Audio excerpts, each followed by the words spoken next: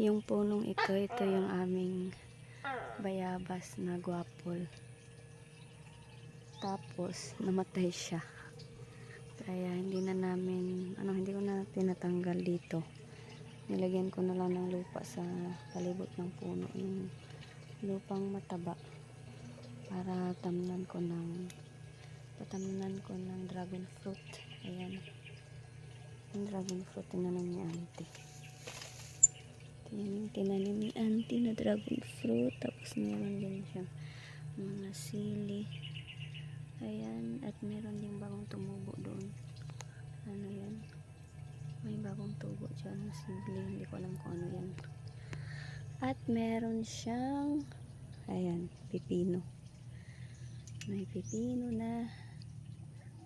Ito, pwede na to siyang pitasin. Kaso lang, ayan oh, daming tinik oh. Bakit matinik tong pipino? Alam ko sa pipino hindi siya matinik. Ibang klase sigurong pipino ito.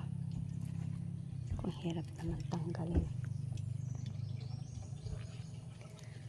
Yun, tas meron pa. Ayun. Marami siyang bunga.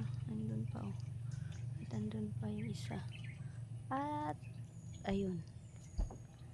Meron din sa taas. Pero maliit pa lang.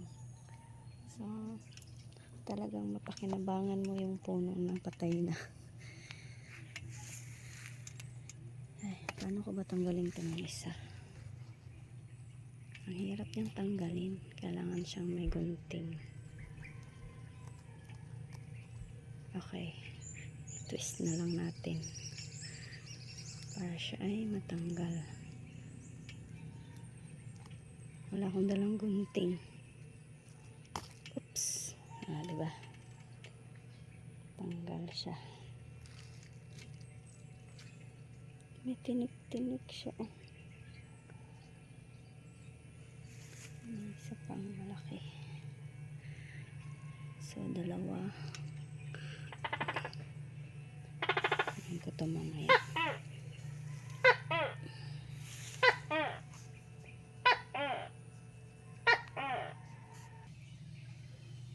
Ang taba ng dahon. Sarap sahog sa tinola. Ayan o. Mataba kasi yung lupa na yan kasi nilagyan ko yan ng mga tuyong dahon sa ilalim. Kaya mataba siya.